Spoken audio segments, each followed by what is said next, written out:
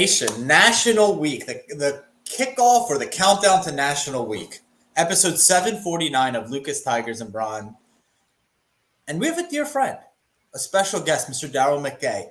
Did I say that right? You did. Let's go. You guys might have heard about this company, but I think you're going to be hearing a lot more about them as 2022 kind of wraps up in the second half and then into 2023. So the way I understand it, it's and actually I'm not even going to do it. I'm not going to give my 2 cents. FlexNBA, they're going to be at National. They're going to be doing events. Some of you guys at Cigar Night might be in for a little treat. Talk to us, Daryl. First off, welcome to the show. Wink. It was nice to just a little treat. Welcome to the show. And for people that out there that don't know, FlexNBA, what's the origin story? What is it? Yeah, so FlexNBA founder Daniel Choi was super excited to see his kids getting into Pokemon, right? And he wanted to have that basketball experience with them.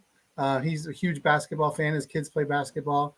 And so he just thought, like, why isn't there a sports equivalent scenario for people to collect and enjoy and play a game? He's a huge gamer. So he started working on how to make it something that ties in physical and digital technology. So, we call FlexNBA the world's first augmented reality sports TCG.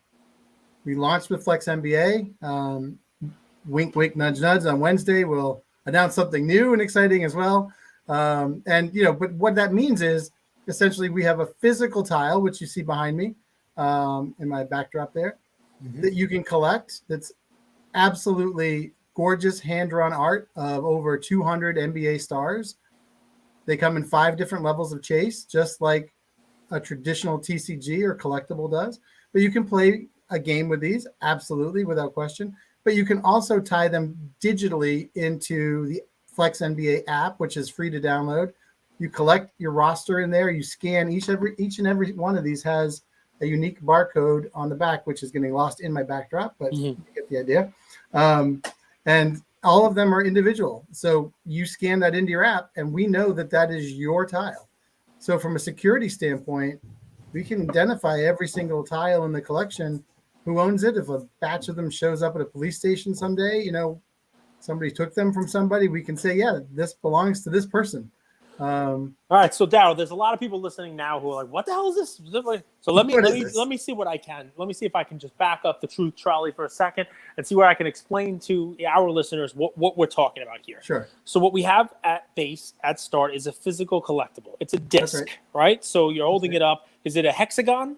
It is a hexagon. A hexagon. So a hexagon-shaped disc that has 20 NBA players, hand-drawn 200. 200 NBA players. Sorry, I don't know why I said 20. 200 That's NBA great. players. And so it is a physical collectible at start, sort of like a Pokemon card, where you open up, you get it, the whole deal. You can collect the whole set. You get all 200 of them, you name it. Okay, so just as a start, a physical basketball licensed by the NBA collectable, right? That's right. And the Players Association. Which, if it's not gradable by all companies, that's probably coming, right? So Beckett has already started. So Beckett is already grading these. This is something that can be graded, something that can be a tangible, physical, collectible that people. Now, you don't like to talk about that from the beginning, guys, and I'm just doing a little aside tangent, right? Because what makes Pokemon cards collectible is that they weren't something that were graded back in 1996 in the Japanese and 1999 for the English version. It was because they were played, and these are meant to be played, right? But, we want to throw in that Beckett is already grading these. That said, it's a physical collectible that has a gaming component to it, just like TCG. I want you to take a look, guys, at NBA Flex. What's the website, Daryl? FlexNBA.com. FlexNBA.com. Couldn't get much easier than that. FlexNBA.com. And take a look at it, guys. And what you're going to see here is 2 different modes of gameplay. But basically, something as easy as I played it with my son. And it's almost like on easy mode, a game of war. Sort of like what I do with Pokemon, right? Oh, this guy's got a 200 power. This guy's got 100. All right, I got a deck. You got a deck. You make a team of 5 players, just like NBA. You put them out there. Each one of them has a value. Each one of them has points. Each one of them has, what they're worth. It's right there on the collectible itself. It's right there. We can see it. You can see in play right there. So there you go. CP points. So you get the points on there. And So you have basically a head-to-head 5-on-5, play a game within a couple of minutes. Somebody has defeated the other player. Now, okay, couple little fun ways we can take this. One, this also has a digital component, and this is where it gets fun. And I don't know with the virtual background if Daryl can show you this, but FlexNBA.com does a very good job, guys, of showing this. We don't bring on everybody here, but when I saw the video on this, when I saw this, I was like, okay, we got to talk to these guys. This is pretty amazing. Think of the Star Wars scene where Chewbacca is playing that 3D holographic chess. We all go to that. Because that's what this is. It really is. You have a Dame Lillard tile. You put it on there. You load up the app on your phone. You basically put your phone over your tile, and Dame Lillard. The background is going to block me from the app. Pops up, and there he is, just standing there, dribbling the ball. You got your whole squad, like the Monstars, standing there, animated, right? Right there playing an augmented reality kind of game, right? It's pretty cool. So you have that physical collectible with a digital component on the app. You can play the game on the app. You can play the game with this augmented reality, and then layer in blockchain component. And I don't want to lose you guys. This is not a quote NFT, right? It's got the blockchain on. It's got a barcode. It's got the whole 9 yards, so that the one you own is yours. Are they transferable? Are they tradable? Yeah, it'll get there. Yes. I'm certain of that. No, it's already there, 100%. So there you go. So what's cool about this is they allow you to, through doing things on the app, through playing games, through showing up at events, sort of like ours, so you can power up your players. So like hey, yours, the first person asked me, hey, I was talking to friends this weekend about this game, and they said, well, what happens if I have a LeBron and you have a LeBron? And I'm like, well, have I powered my LeBron up by going to an event? Have I got a plus 10 CP? Because then my guy's going to take yours out, depending upon the rolls of the dice and whatnot. Right. So it is a game. He's just been playing this game with his son. You can tell. Wait until it expands from where it's currently. It's amazing what it is, but where it can go from here is going to be, I think, really, really cool. And guys, all I'm asking you to do on this one, and Daryl will go through this stuff, and Andrew's got a bunch of questions. Take a look at FlexNBA.com. It is a card, if you want to call it that for our card heads. It is a collectible card, and if you want it to be nothing more, it's another way to get a tile or a collectible of Jason Tatum or Clay, or whoever it may be. You can buy a team set, right? You can buy, a starter set. And if that's all you want, great. I think, because I play Pokemon Go with my son, it adds in the card game of Pokemon with the Pokemon Go augmented reality aspect of it, all for one kind of gameplay. It's quick. It's easy to use. Obviously, if you're a big-time TCG person, this now lets you do TCG with sport. It lets you do TCG, and you can have a full-on game. There is a much more experienced, advanced mode to play this game as well. Take a look. I think it's pretty cool. I love that it's licensed by the Players Association and the NBA. I love, believe it or not, the hand-drawn art on all these things. I think it brings a really cool aspect to it. And it's just another cool thing that's coming to our space that is, I don't want to call it, maybe it's hobby tangential, maybe it's attached to the hobby. It's a cool sort of bridge between that TCG card, physical, tangible asset, and this blockchain that we talk about. And I know a lot of people in the hobby are very like, it's I need my physical collectible. This kind of gives you both. And I mean, if people remember, we talked about Top Shot for a while, and that has been kind of dragged through the mud, the whole 9 yards, right? But what it did was, it was an ease of use of trying to explain blockchain and what good can come out of the blockchain being added to certain things, and you can learn about it. This, to me, is another product very similar to that, because you understand the collectability of a tile. You understand the player. You understand that LeBron is probably going to, quote, sell for or be more valuable than a Anthony Davis. Right. But, then you got the blockchain capability, the tradability of it, the trackability of it, the authenticity proof of it, all the things that blockchain brings now combined with a physical asset. It's just cool. It's just another one of these things that I think, it's where we're headed, guys. Go ahead, Andrew. I'm sorry. Daryl, how did he do? He did very well. I think I found my new spokesperson. I think he knows it better than I do. Why are we recording this today? And why was 10 minutes while we were talking about FlexNBA, guys? a lot of you listening are going to be in attendance. So that's the real value is, okay, board games are tough to explain. No one can, it's one of those things when you guys get dinner, you're with friends, you're like, you guys want to play Monopoly, you're like, this guy's never played Monopoly. You start explaining, you're like, wait, just play, right? So at National, you guys are, Daryl, you're going to have a booth. You're going to be demoing the game, doing giveaways. All over the place. We're going to booth 1140 is our main booth. We're going to be working as well with Whatnot and Network and Dave and Adam's Card World and Piece of the Game. And we're going to be for retailers in the GTS Retailer Lounge, showing people how to play. We'll be on the main stage on Thursday. And any NBA Luka players Nation on this team at on all? Wednesday night. Hey, so he's going to be there Wednesday night. Any, like, I'd be curious. Any NBA players have seen this and they're like, oh, wow, that's silly. Or they're like, oh, that's cool? Nothing? Yeah, no, I will say this. A lot of NBA players think it's really cool. They like, to your point, the art. But what they really like is the ability that they know that their fan has the security of something that is tied digitally and physically together, and that we can upgrade that physical tile digitally at any time, whether they perform really well on the court or they get traded, right? And, we all know that happens. So if Kevin Durant goes somewhere else, which might happen, and you've got his Nets Flexagon, you'll have the opportunity to upgrade him to whatever team he ends up going to. He's not going to last in Boston.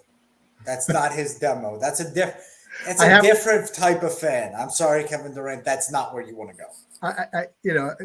I'm without playing all of my cards. I got to say that I think if the proposed trade I heard was what it is, that seems like a lot. I'm not for that one either. But that's a whole other topic. Boston likes a tough like player. Yeah, you got some tough guys that went through that. And some guys that not are so tough, like Kyrie, who flaked out. So who didn't make it. That's mine. So, do you know your buyer? And I'm curious why I asked that. Is I have a vision. Like I think this is a game that a father-son will play. Like I imagine 90%, 80% of your buyers are someone in their 30s, 40s who loves sports cards, who loves collecting, but also wants to do something with their kids. Is that what you found? Family game night for sure. I mean, and it's not just fathers, it's mothers looking to connect, and there's a ton of women and young girl NBA fans too, right? And thanks to the WNBA, and we look to expand into the WNBA very soon. So we totally acknowledge that family game night is huge for us. And then you also think about Pokemon, kids who grew up on Pokemon, they're 8, 9, 10, 11. Maybe now they're on the middle school basketball team, and Pokemon just doesn't, that's something they did, but now they want to have that same experience, but in something that they're playing every day themselves too, right? So I think you're seeing the upgrader of the gamer mentality, as well as anybody that's playing esports that is yearning for that physical connection of a product as well. So we're seeing the esports group gravitate towards us, and then like we are going to be at the National, right? And so the collecting aspect of things is very real as well. Some of our people have just said, I want to keep the first mint of every tile and keep that sacrosanct and not peel them and keep them in their boxes originally. And we get that too. We have a battle series. We just had a $5,000 tournament, and we've got a $10,000 tournament coming up in September for people who just play. And to your point, there's a lot of those people are, 20s, 30s. We had a father-son team play as well, though. That was really cool. I mean, Andrew, about people who played, Magic the Gathering. I'm thinking of Gunnar. I'm literally picturing Gunnar here. But now he's a soccer fan. And who knows, maybe Daryl has soccer in the works and he can combine two of his loves when soccer flex, La Liga flex comes down, whatever it might be. So, know how, like, when you sit around, you're like, $1 billion business ideas. I don't know if you guys ever were in college and, like, you're ready to graduate. You don't want to go work. So you're like, let's think of $1 million business idea started here. Like, we used to do this. It's funny how some of the most obvious ideas aren't created. And what I mean by that is you have Magic the Gathering, you have Pokemon, you have Yu-Gi-Oh, you have all of these sports. Remember Crazy Ball? You have all these like TCG games, but nobody thought of a sports card trading game up until 2022. Well, so there was MLB Showdown back in the early 2000s by Wizards of the Coast. Okay. But that went away when Hasbro bought Wizards of the Coast. I think, the licensing aspect of things, and the fact that players get traded all the time, right? And there's that aspect of keeping up with it, that the physical part of it is hard, but the digital part of it allows the updating of sports to be more fluid in gameplay and in your experience. So I think, to your point, that's one of the reasons why, right? I mean, I think people kind of felt like I can't keep the game up to date as often as I want, but with the digital aspect, we know which tiles need to be updated like that. Gotcha. Charizard will always be Charizard. He can't tear an ACL, but maybe Mike Trout, okay, well, he's a 80 when he gets in the league, a 99, but now the recent few injuries, maybe he's an 89. And that right. being able, the technology wasn't there in the early 2000s, and now it's caught up. Fast. Because not to mention keeping it fun. You know what I mean? And keeping it fun, 100%. I mean, the first and foremost that we always say is this is a game. It's supposed to be fun. Number one, play it the way you want to play it. You know, we have a tournament for people who play the rules the way the rules are. But if you like to play Monopoly with free parking and you want to tweak our rules and it's a beer and pretzel night, knock it off. You know, in Monopoly, totally they say that the bank can, if the bank runs out of money, they can take notes of paper and add money into the system. Have you seen that? What kind of game are you playing? That happens every day, doesn't it? If the bank runs, how fascinating is that? It's called the United States version of Monopoly, I think is what you're playing over there. Well, Andrew, listen, I get the benefit. Today's children are very different than the children were even in the 90s when, you know, Pokemon and TCG came out and it was a card game and that was enough, right? We were Eminem's baby. Yeah. I have a unique perspective on this because I get to deal with a child every day during my episode, and I know that the attention I've matured a lot. You have. The attention span of today's children is very different, right? They're on Netflix. Rough. It's That's like, rough. boom, there can't be commercials. Today's children, I know because I have my son. I'm not talking about you, talking about my son. And it's great. He'll open up a box of Pokemon. He'll look at it. It's shiny. You know, holds his attention for a second. Maybe we could play a little bit on it. But for hours, he'll walk around the neighborhood throwing an imaginary Pokeball to catch an augmented reality version of not even a cool Pokemon, like a spider.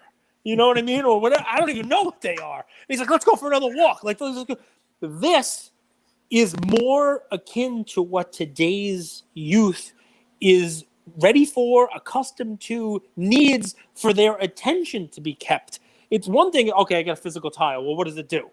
Well, you could bite it if you want, or like you hit yourself in the head with it. But boom, you take your phone out. Of course, you got to have the phone, right? You got to have it because the phone. If they could, they'd glue their phone to their hand, right? Well, I would almost do it. Boom, and the guy comes to life.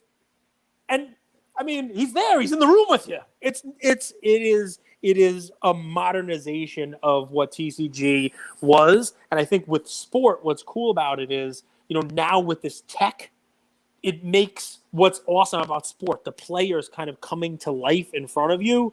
That's what's been missing in like a sport TCG. I think it's pretty cool. You don't get a real feel for it until you take a look at the video, guys. I can't, you know, on audio, I can't do it justice. And obviously, you know, we're not even on YouTube, we're not showing the video, but take a look, FlexNBA.com, and you'll see the video of it. You know, it is legit like a fast-forwarded version of Chewbacca playing that holographic, you know, chess game on the Millennium Falcon.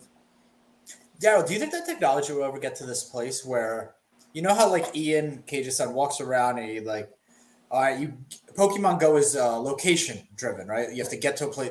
Mm-hmm. Do you think it's ever going to be action-driven, like make 5 foul shot to complete this challenge?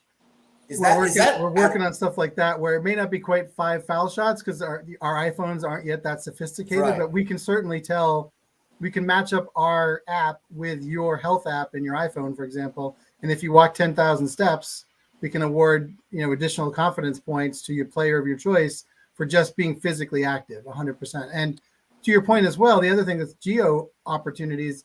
We can give points for going to Celtics game on a particular night. And, you know, you were there and you scan your tile and Jason Tatum scores 50 points.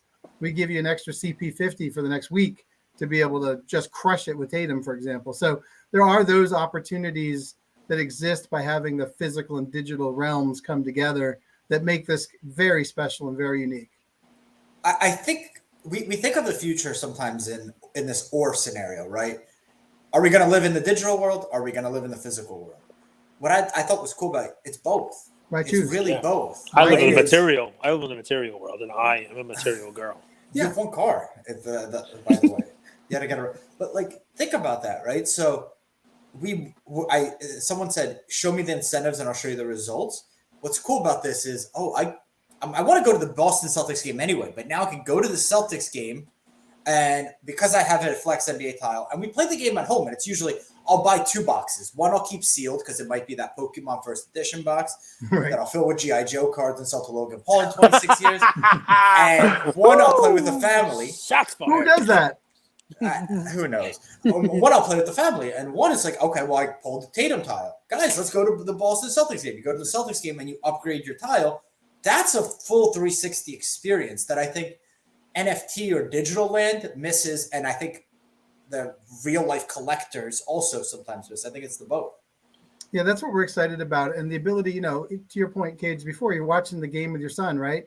And you can bring out the tiles of your players and you can change, look, we're not going to be in your house. You can change the CP to whatever kind of game they're having and play a game against each other. If in real life, in IRL, as the kids would say, that, they're killing, your Nets are killing my Celtics, then that can happen, right? Or the Celtics are killing the Knicks. That can happen, really. And, that's the type of scenario where you can play with a physical tile any way you really choose, which makes it special. We know that a lot of people are not going to follow the rules strictly. They don't have to. They can have fun with it. That's the point. Right. Where are you from? Have fun with their heroes while they're watching on TV. Daryl, where are you from? I am from Boston. Oh. Could you tell? But you live in LA now. Oh, no, I do not. I live in Boston. Oh, you stay. Oh, I'm a Boston boy. Through and through. Is The Departed your favorite movie? The Departed is not my favorite movie, but it's a darn good one. Mystic River might be my favorite. Mystic River. And I did that just for you guys. Not Fever Pitch? Fever Pitch is pretty good, too. I don't mind Fever Pitch that much. I mean, Drew Barrymore, she's not so great. But anyway, it is what it is. Jimmy Fallon was good in that. Jimmy Fallon was good. I'm a Yankees fan. Who was more responsible for the Patriots' success? Bill Belichick or Tom Brady? Oh, man. No, do we have that much time on the show? Well, listen, here's what I'm going to clarify, guys, because we can let Daryl go and we can kind of do our stuff here, is as Andrew and I currently sit here, the enthusiasm about this product you hear from me is the enthusiasm of somebody who has seen this product and played it with my son and thought it was cool and think that you guys out there might also likewise think it's cool. And this is not a paid enthusiasm. We do not have, as we currently sit here for this episode, a partnership, anything with NBA Flex. We have not received $1 or anything from these guys at all. It is genuine enthusiasm.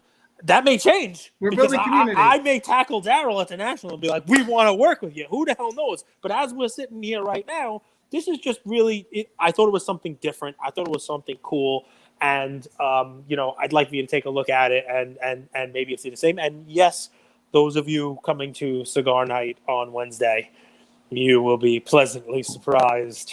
So there you go. We're excited. We're really excited to be working with you guys, in casual form, because I've been listening to the show. I really enjoy it. I love reaching out and building a group of people that have similar interests. And like you said, may not be for everyone. It won't be for everyone. That's okay. But it's different. And what I love about bringing something new into the hobby, I've done it 40 years. I love the hobby. I love all of the hobbies, not just the trading card collecting hobby, but the gaming hobby and the bobblehead doll hobby. I love all of it. Like, it's fun to be in what we get to do, what we do, and to go to the National every year for as many years as I've gone.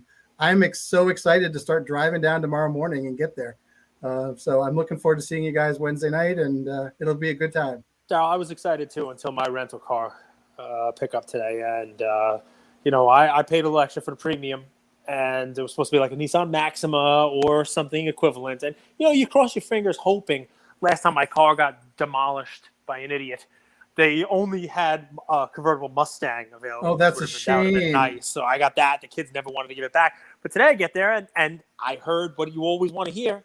You get to the plane, you get to the front. Sir, we're going to have to bump you up to first class.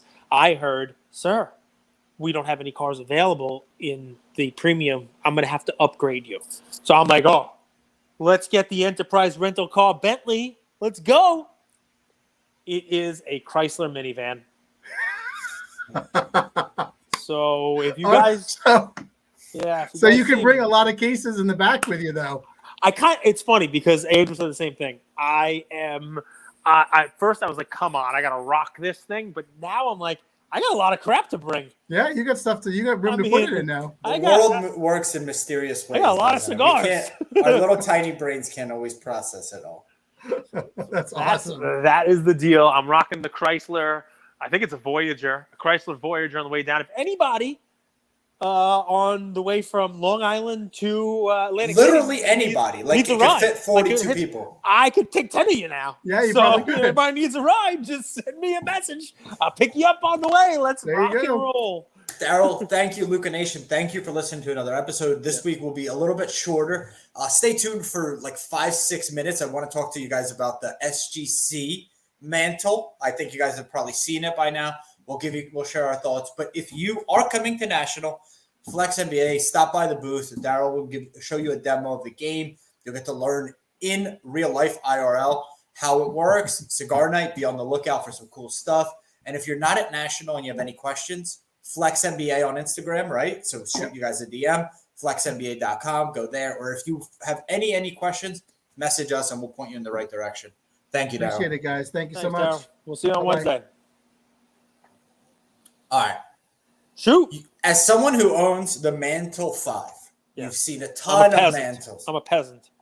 It could be worse. It could be worse. When you saw the 9.5 card get graded, and yes, we are sponsored by SGC. A lot of our community members have gotten the benefit of free SGC grading. Thank you guys for providing that. We always want to take care of you. What did you think? What were your initial thoughts? Why the F did they put 1985 Rosenfeind on the label?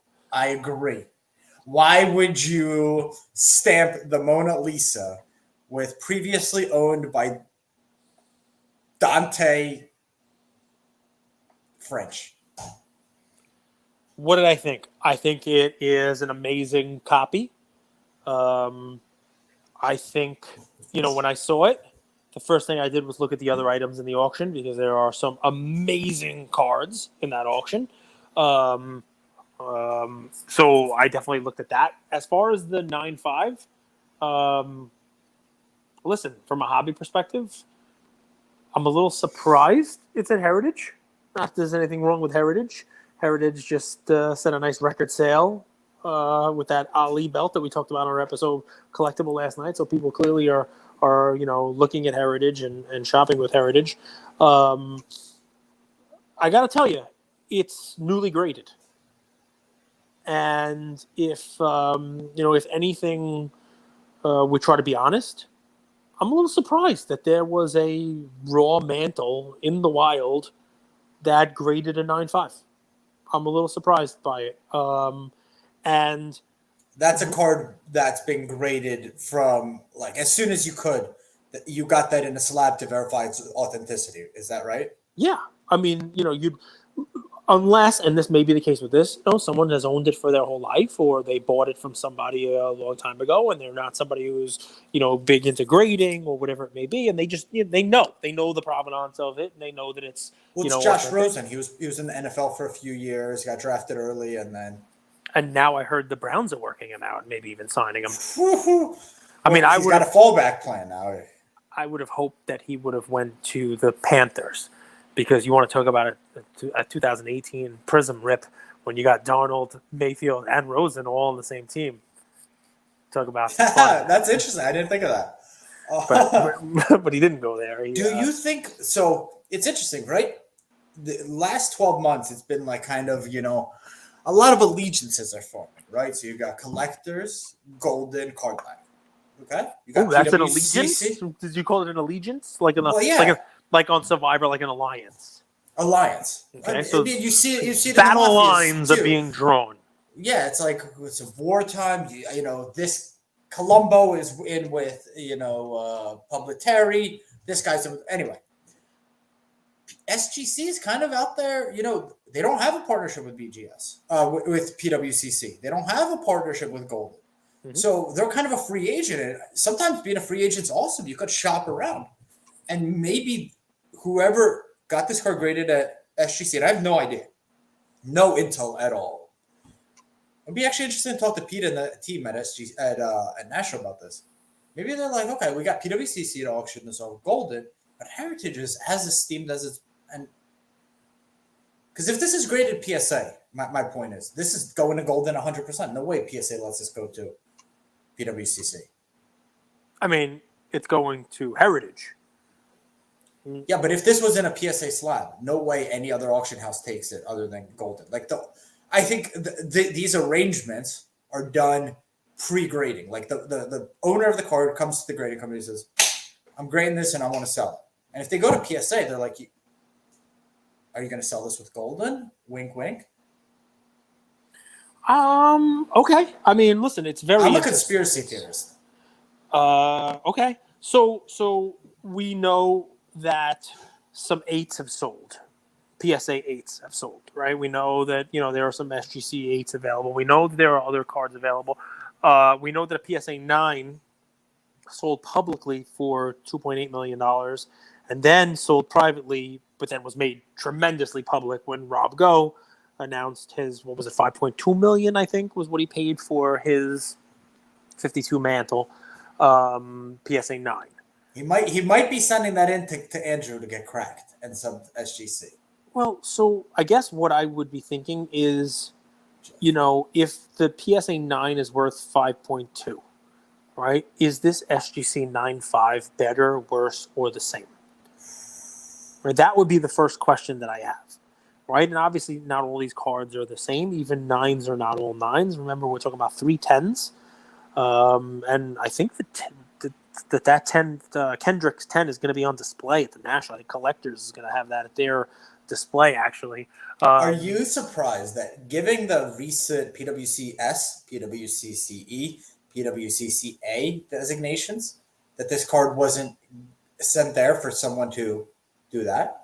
No, I mean, listen, let's parse it out a little bit, right? I didn't prepare for this, and I didn't even know it was available for auction. So somebody who doesn't even do cards, somebody I used to work with, messaged me and said, "Hey, you're bidding on that mantle," and I'm like, "Yeah, I'll bid." I'm like, "Yeah, okay, yeah, I'll be the high bidder." And, it's funny how the rest of the world views what we do. Like, yeah, I'll probably put a bid in. Yeah, I think so.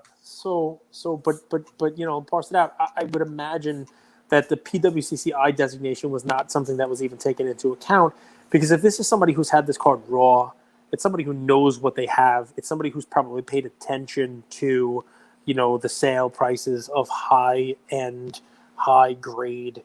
And also, for calling a spade, it's probably somebody who, kind of had an idea of what it would grade from the grading houses. I mean, think about that, right? Even if it's a PSA 8, it's a 7-figure card, right? A PSA 9, it's at least $5.2 million based on the last thing. This SGC 9.5, I believe with buyer's premium in a day, it's already over $4 million, right? Yeah, I think it's 3 and change plus buyer's premium ready. You can take a look at Heritage. I think first day it's already up over $4 million for the card. So I don't know whose card it is. You said it's on the label. 5.2 with buyer's premium 5.28. So what? An hour or two ago when I looked at it, was 3 and change. Now it's already, so this SGC 9.5 is already more than what Rob G paid for his. Now, does the slab say whose card it is? It says Rosen or something. It says who? 1985 Rosen finest known example. I gotta tell you, as someone who's, you guys know we're sponsored by SGC, I literally hate that. Like, I could not hate that board. So I will apologize because I did not know we were going to talk about this today. I would have done some research of the 1985 find, the Rosen find. I would look that up just to see what it is. This way, normally if you're going to come for our kind of talking points advice, we would know about this stuff a little bit. Don't ask questions you don't know the answer to, Andrew. Well, Remember, I'll take a look. Number one. But I like where you're going. And I was kind of going there also. And, SGC, is a sponsor, but, we told them from day one we're as honest as we can be, with our audience, and I think people respect us for that. I have a feeling that the person who, I mean, there are raw card reviews, right? these grading companies are all offering raw card review. I'm not saying they contacted PSA and said, hey, if I put this in your slab, what would it be? I'm not saying they contacted SGC and said, hey, if I put this in your slab, what would it be? But they may have had some experts in grading take a look at it, people who know what they're doing. And if that happened, most likely they were probably told, if you send it to this grading company, it's likely to get this. If you send it to this grading company, it's likely to get this. And that process led to the conclusion that SGC will probably give the highest grade. That doesn't mean SGC told them that they'll put it in a 9.5. It doesn't mean PSA Well, there's told only them. two options, right? But for vintage, there's only two correct, companies. Correct. So that's what makes this even more interesting. So it's very possible that someone who knows PSA grading well looked over the card and said, maybe there's a surface issue on the card, hypothetically, and that card wouldn't grade more than an 8 with PSA. Very possible. I'm just hypothetically throwing that hypothetical possibility out there. And that same expert said, you know what, I think it happens all the time. And we talked about it with the Jordan, the Kobe Topps rookie card. Different companies grade the same card with different point.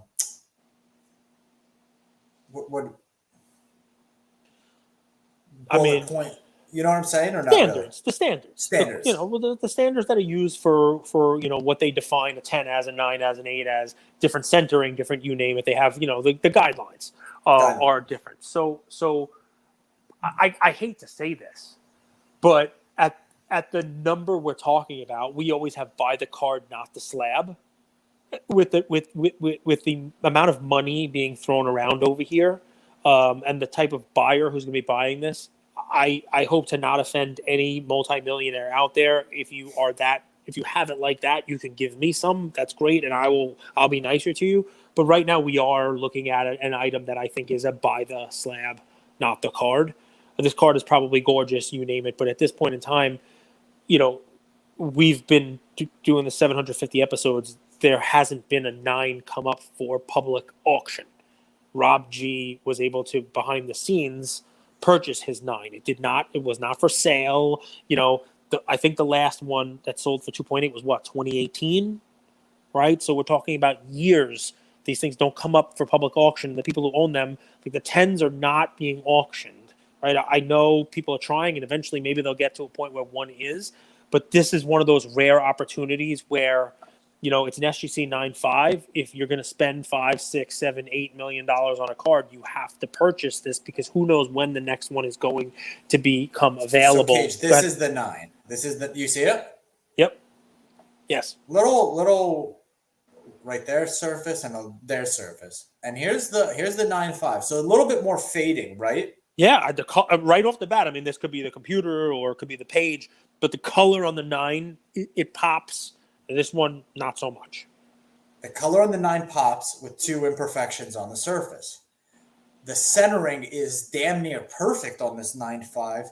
The coloring is a little faded, but it's perfect. Not a single white spot on the sky behind mantle. Guys, what's so cool about this? I know you weren't prepared. No, but I understand what you're saying. Art. It's the art. We talk. It's I like this version a little bit more than this. And I think this goes for 13 to 15. I mean, that would be amazing for the hobby. It'd be amazing for a lot of reasons. And I'm not saying it's not going to. And why I say it almost doesn't matter. The SGC, these are now high grade, 3 10s, 6 9s. This is I would imagine this is the highest graded SGC one. And we just saw the Ali belt sell for $6 million. I'll bet you Jim Irsay, the owner of the Colts, thinks that belt was put on Muhammad Ali's waist at the Rumble in the Jungle. I'll bet you that he thought he was buying the one that was awarded in Africa when it wasn't, right? And he should know what we know. But it doesn't matter. We're talking about Jim Irsay. $6 million to him is like you or I buying a Zion Prism. If we make a mistake on the Zion Prism, so be it. We can buy another thing in the next week's PWCC auction. That's the people who are looking at these things. $13 million for an SGC 9.5. To me, it's like, oh my God, really? It's going to be that much? The people who are bidding on this, they say, all right, if I have to go to 13, so be it, because I don't know when a copy this nice is ever going to come available again for public auction or even private. So it's a different stratosphere. It's great because if you're right and it sells for that type of money, I mean, it's already more than the PSA 9. So it's already more. So it will make headlines. It will be great for the hobby. It'll be a great thing that everybody will be talking about national. It will draw more attention, more notoriety, and more spotlights on what it is that we are all doing here, and showing that this asset class is a true alternate investment class. And Sure. Look what this thing is worth. I mean, it's now more than $5 million. It's amazing. I think it's cool that there's two different companies that have reviewed tons of these cards that have different standards, but have so much experience and so much of a track record to see, okay, this is good. This is good for the hobby. This is good for the consumer. This is good for the guy who found the card. So it'll be interesting. When does it end, Cage? Do you know? I believe the auction ends August 27th to 28th is the close of this auction. I would love to see a live auction on something like this. That'd be pretty cool. It'd be pretty cool. No one wants that because they think it'll get better prices online, But anyway, that's another episode. A little bit, 40 minutes. We try to keep it to 20 on brand. Luka Nation, we'll see you guys soon. Thank you all for listening to another episode of Lucas, Tigers, and Bronzo My. I wanted to tell you about a new service that we have starting as of today, and I'm really, really excited to bring it to you guys. So as a part of our partnership with SGC, we got 50 free submissions every single month, and many of you have taken advantage of that. And it's amazing that we could have the opportunity to 650 episodes, 675 episodes in, to go ahead and give back to our community. As people were sending those cards in, they asked, can we send 5, 10, 20 more cards to you guys? We'll pay for it, but we wanted them graded with SGC. You guys know SGC is turning cards around in 13 to 14 business days, have incredible customer service, and their secondary market values are going up day after day after day. And that's exciting for the hobby and exciting for the grading landscape. So we didn't want to just rush into it. We wanted to do it right. And what we did was I relocated here to Boca Raton, Florida. I opened up a P.O. box maybe 5 minutes away from SGC, and I will be hand delivering and hand picking up the cards. So you don't have to worry about anyone else touching your cards. It will be me, and I will update you every step of the way. So here's how it's going to work. I'm going to personally pick up the cards from a P.O. box, prep them, new card saver, new penny sleeve, and deliver them to SGC every single Tuesday. Why Tuesday? Well, it lets the stragglers over the weekend come back through on Monday and gives me a day to prep, and it basically gives SGC the entire week to work on grading those cards. Once your cards pop, only then at the end of the process will you be paying for the service. It's $25 per card, simple as that, and the turnaround times have never been faster. We're hearing right now 13, 14, less than 20 business days. So there it is. 9170 Glades Road, number 135 is the P.O. Box in Boca Raton, Florida, 33434. 9170 Glades Road, number 135, Boca Raton, Florida, 33434. Of course, you could shoot me an email or shoot me a text anytime, and I'm always available. Many of you already have my email. It's iamandrewgoldberg@gmail.com. or my cell phone number, 215-519-9154. Reach out with any questions. I could walk you through the process. I've hopped on the call with quite a few of you, and I'm happy to do that. Love you, Luka Nation.